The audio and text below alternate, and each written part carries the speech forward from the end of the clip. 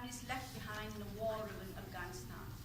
These are the words of Pritpal Singh, a London-based Afghan documentary maker, based on what he saw in Afghanistan in 2012. Dear representatives of permanent missions, I am Geneva, and with utmost respect to the people of Afghanistan, I am delivering the statement as the International Legal Director of United Sikhs, a UN-associated international advocacy NGO whose record of religious freedom includes 3 successful communications to the UN Human Rights Committee against France's ban on religious science in schools and ID documents many years ago. This statement has the support of the Guru Nanak Darbar Gurdwara of London, which is the largest Afghan Sikh congregation. This statement calls on permanent missions to address key recommendations to Afghanistan's Sikhs and Hindus. The recent Taliban advances and terror attacks raise a real fear that Afghani Sikh and Hindus, if not protected, will be subjected to such a level of discrimination and ill treatment as to amount to a very real and immediate risk of persecution based on ethnic and religious identity. They are desperately in need of international protection. United Sikhs and the Gurdwara Guru Nanak Darbar of London also made a written joint statement on this issue to the HRC 39th session in Geneva in September this year. During the last UPR in 2014, Afghanistan received 224 recommendations. Of these, 3 were on freedom of religion and belief that were made by Canada, Mexico, and the Czech Republic. These were accepted by Afghanistan. Afghanistan responded to the recommendation and said, inter alia, that the government provides for the Hindu minority special worship places, special schools, and special teaching programs for Hindu students in mixed schools. A huge piece of land has been allocated for their religious rituals. Discrimination on the basis of religious and ethnic origin is prohibited under any circumstance. It should be noted that Afghanistan did not refer to any support given to Sikhs, a minority that far outnumbers the Hindu community of Afghanistan. Research by our organization shows that the government has failed to implement its agreed recommendations and that indeed the ground reality does not reflect the above response that was given by Afghanistan. A senior Hindu community leader in Afghanistan who requested anonymity for security reasons said in a statement made to United States Sikhs that the Hindu community has not received support for special worship places or special schools, nor has any land been allocated to religious rituals. Senior Afghan Sikh leaders who have also requested anonymity for security reasons have also said that the government have not provided any schools or support for gurdwaras or allocated any land for religious use. New developments since the last to discuss their security and religious freedom issues pertaining to their gurdwaras were victims of such fear.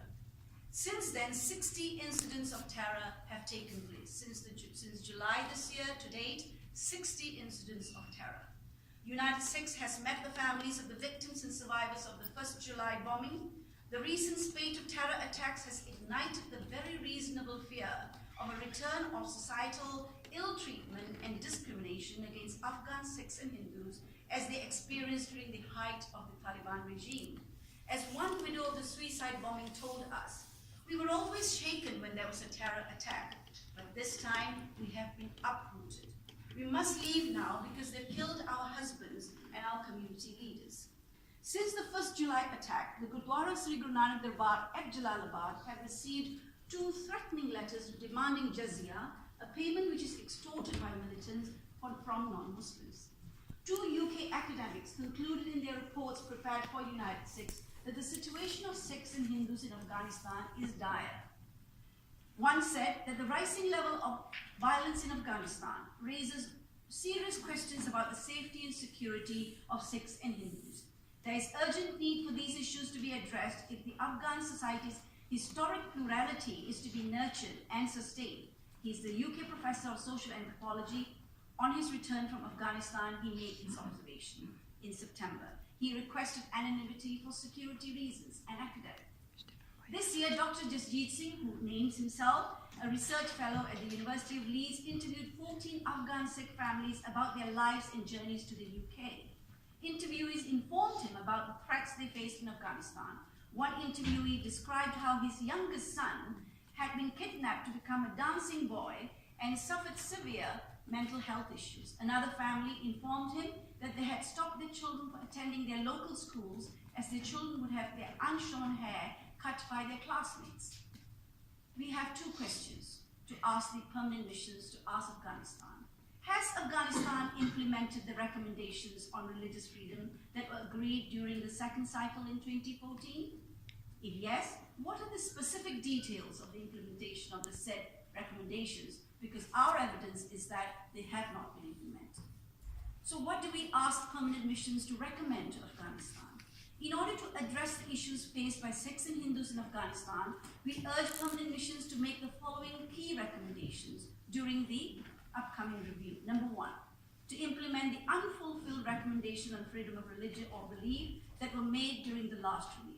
Number two, set a time frame for a fact-finding visit to Afghanistan by the Special Rapporteur on freedom of religion or belief to identify issues faced by Sikhs and Hindus, because currently what we have is the state saying A and the people affected saying B, and therefore the intervention of the Special Rapporteur to investigate this independently is crucial.